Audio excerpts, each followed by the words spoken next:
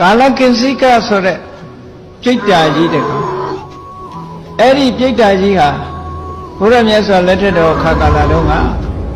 ခင်းကမြစ်ကမ်းခြေမှာတောင်ဘက်ပြေးလိုက်မြောက်ဘက်ပြေးလိုက်ကမ်းခြေတလျောက်မှာပြေးလွှားနေတဲ့ပြိတ္တာကြီးကိုဆုံးခံကြွတဲ့ကိုယ်တော်တွေကတွေ့တဲ့အခါကျတော့အဲ့ဒီပြိတ္တာကြီးကို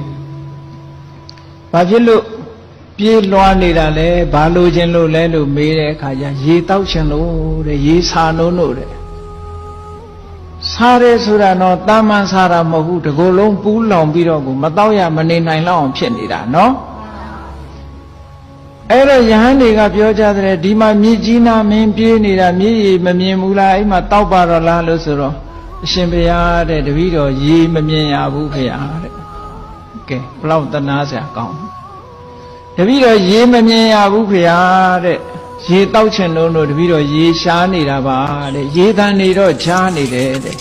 ဘယ်နေရာကြည့်လိုက်သူ့စိတ်မှာရေမဟုတ်တော့ဘူးသူရောက်သွားရင်ရေမဟုတ်တော့အဲ့ဒါနဲ့ယဟန်တွေကတနာလို့တဲ့ကဲဒီလိုဆိုလို့ရှိရင်မင်းဒီနာပဲလက်လန်အိတ်တို့တပိတ်တွေနဲ့ခတ်ပြီးမင်းပါဇက်ထဲရေလောင်းထည့်ပေးမယ်ဆိုပြီးတော့တပိတ်တွေနဲ့ရေတွေခတ်ပြီးတော့ခင်းကမြစ်ထဲကရေတွေနဲ့ခတ်ပြီးသူ့ပါဇက်ထဲလောင်းထည့်ပေးကြတဲ့အဲ့လိုလောင်းထည့်ပေးတာတပားလည်းမဟုတ်ဘူးအပား30လောက်လောင်းထည့်လိုက်တာတနာရီလောက်ကြည့်အောင်လောင်းကြတာဝါဗလားဆိုမောရသေးဘူးတဲ့ဘယ်ဝမလို့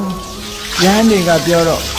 ကဲတို့လည်းဆုံးခံချိန်နီးပြီတဲ့တို့ရေတွေလောင်းထည့်တာမင်းကိုတကိုယ်လုံးကိုရွှဲဆိုနေပြီရေမဝသေးဘူးလားလို့ဆိုအရှင်ဘုရားတို့လောင်းထည့်တဲ့ရေတစ်စက်ကလေးတပည့်တော်လေချောင်းထဲရောက်ရင်တပည့်တော်ဒီဘဝကမလွတ်ရစေနဲ့ဗျာတဲ့တစ်စက်မှလေချောင်းထဲမရောက်ဘူးတဲ့ကဲဘယ်လောက်ဆင်းရဲတဲ့ဘဝတော့အဲ့ဒီဘဝရောက်နေလို့ရှိရင်အခုလိုတရားဓမ္မနာပြီးတော့ကျွတ်တန်းဝင်နိုင်မှာမလား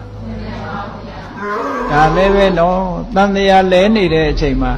ငရဲလည်းရောက်သွားနိုင်တာပဲတရိစ္ဆာန်လည်းဖြစ်နိုင်တာပဲပြိတ္တာဘဝလည်းရောက်နိုင်တာပဲအဲ့ဒါလို့ရောက်သွားပြီဆိုလို့ရှိရင်ဒီပုဂ္ဂိုလ်ဒီအခွင့်ကောင်းတွေလက်လွတ်ဆုံးရှုံးသွားတဲ့ပုဂ္ဂိုလ်မဟုတ်ဘူးလားအေးအမတ္တမကြောက်စရာကောင်းတယ်